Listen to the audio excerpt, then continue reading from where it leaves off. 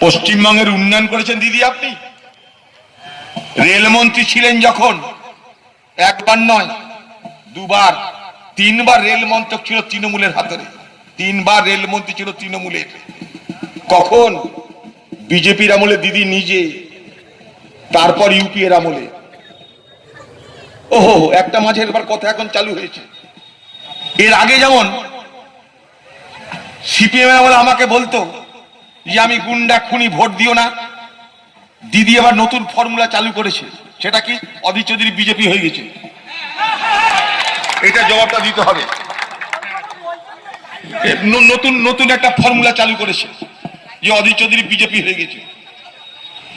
এখানকার ফ্ল্যাগ গুলো দেখতে পাচ্ছেন, কংগ্রেসের ফ্ল্যাগ। লোকে বলছে আমি কংগ্রেসের প্রার্থী হচ্ছি, আর তৃণমূল বলছে আমি বিজেপি হয়ে গেছি। এটা কেন বলছে এটা বুঝতে হবে আপনাদের। এমনি এমনি বলছে না, কোনো কিছু এমনি এমনি হচ্ছে না। সারা পশ্চিমবঙ্গের তৃণমূল সরকারের এবং মুখ্যমন্ত্রীর একটাই টার্গেট, অধীর চৌধুরীকে হারাতে হবে। আর আমি আপনাদের দুয়া আশীর্বাদে ভরসা করে দিদির দলের ছা ছিমড়িদের সঙ্গে নয়, সরাসরি দিদির সঙ্গে লড়তে চেয়েছি। আমি দিদিকে বলেছি, দিদি আপনি তো প্রধানমন্ত্রী হতে চাইছেন, তা প্রধানমন্ত্রী হতে গেলে তো এমপি হতে হবে। তো এমপি হতে গেলে আপনি যেখানে লড়েন, আপনি বহরমপুরে আমার সঙ্গে লড়ুন একটু। আপনি একবার আমাকে দয়া করে হারিয়ে আপনি এমপি হন, আপনি প্রধানমন্ত্রী হন। আপনার ক্ষমতা থাকলে আপনি আসুন। আপনার হাতে সরকার, আপনার হাতে যুবশ্রী, কন্যাশ্রী, সব শ্রী আপনার হাতে, পুলিশ মস্তান সব আপনার হাতে। একবার আপনি আসুন।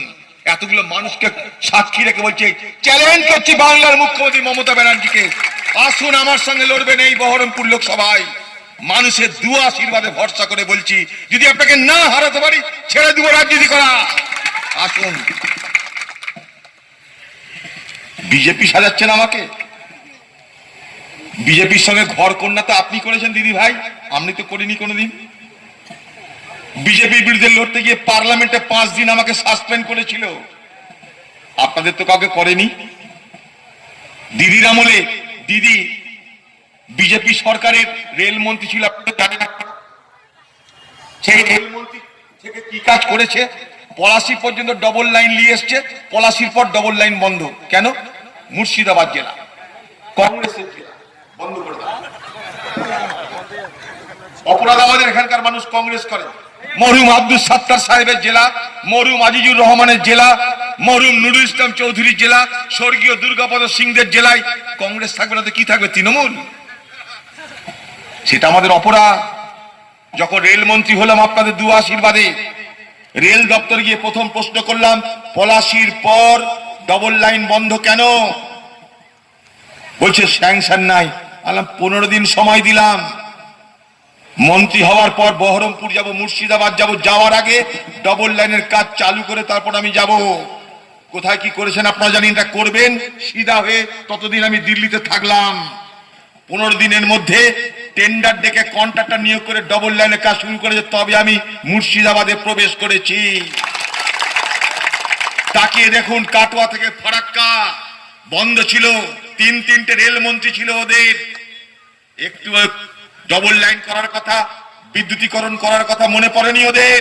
মুর্শিদাবাদ, যখনই মুর্শিদাবাদে ঢুকবো সব বন্ধ করে দাও। দিদির এটাই ছিল লাইন, কারণ এটা দখল হয়নি তাই।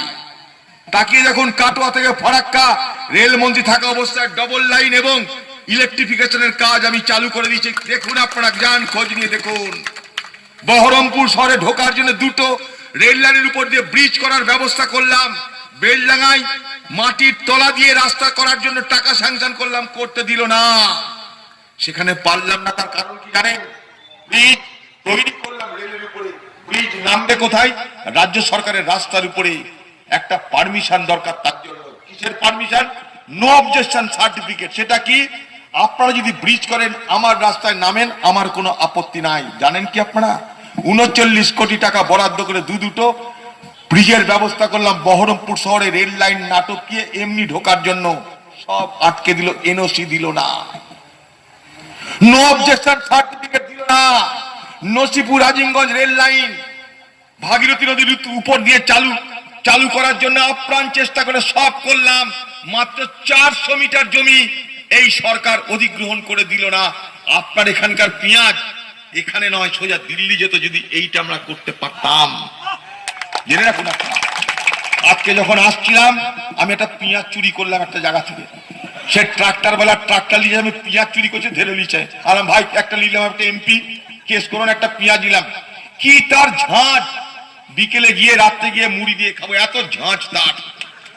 তারপরে আরেকটু এগিয়ে এসে দাঁড়ালাম, দেখছি বস্তায় বস্তায় লালে লাল গোটা এলাকা। আলাম কি পেঁয়াজ দেখতে! বলছে দাদা পেঁয়াজ দেখতে ভালো হলে কি হবে, দাম নাই আমাদের। সরকার কি করছে? রাজ্য সরকার পাটের দাম নাই, পেঁয়াজের দাম নাই, আলুর দাম নাই, ধানের দাম নাই। আপনি উন্নয়ন করছেন? কিসের উন্নয়ন? এই রাস্তা তো আপনি করেননি, আমরা করে দিয়েছি বহু আগে। কি উন্নয়ন করবেন? এখানকার বালির একটা ব্রিজ একটু আগে বলছিল শাহাবুদ্দিন, 4 কোটি টাকা স্যাংশন করেছি আমরা, করতে দেওয়া হবে না। কেন? লোকে হাততালি দিবে তাই আটকে রেখেছে এখানকার ডিএম। নির্বাচনের পর কান ধরে এই টাকা দিয়ে এখানকার ব্রিজ করার ব্যবস্থা করব, একটু খালি সময় দিন আমাকে। প্রতিটা মুহূর্তে কাজে বাধা দেওয়া হচ্ছে, প্রতিটা মুহূর্তে, যাতে অধীর চৌধুরী কোনো কাজ করতে না পারে, কাজ করে যেন কোনো প্রশংসা পেতে না পারে। কৃতিত্বের যুদ্ধ করতে আমি এখানে আসিনি, মানুষের জন্য কাজ করা আমার ধর্ম, তাই আমি করবার চেষ্টা করি। একটা দুটো নয়, চলে যান কাঁদিতে, কাঁদি মহকুমায় বন্যায় ভেসে যেত, কাঁদি মাস্টার প্ল্যান 439 কোটি টাকা বার করে নিয়ে এসেছি। আলিগড় মুসলিম বিশ্ববিদ্যালয়, পাসপোর্ট অফিস, প্রভিডেন্ট ফান্ডের অফিস, যেদিকে তাকাবেন দেখুন আপনারা, আমরা করেছি কি করিনি। আজকে কেন্দ্রের কংগ্রেস সরকার মানে মানুষের জন্য কাজ করার সরকার। 100 দিনের কাজ কে নিয়ে এসেছিল বাংলায়? কংগ্রেস। সস্তায় চাল গম কে দিয়েছে ভারতবর্ষে? কংগ্রেস। বিধবা ভাতা, বার্ধক্য ভাতা, গ্রামে বিদ্যুৎ কে দিয়েছে ভারতবর্ষে? কংগ্রেস। কংগ্রেস ছাড়া আপনার জীবনের জন্য ভালো আর কেউ ভেবেছে না। তাই আজও ভারতবর্ষ টিকে আছে, বেঁচে আছে শুধুমাত্র কংগ্রেস পার্টি ছিল বলে এবং আছে বলে। আপনারা নিজেদের অভিজ্ঞতা দিয়ে বিচার করবেন, নিজেদের জীবনের অভিজ্ঞতা দিয়ে বিচার করে দেখবেন কংগ্রেস কার স্বার্থে কথা বলে।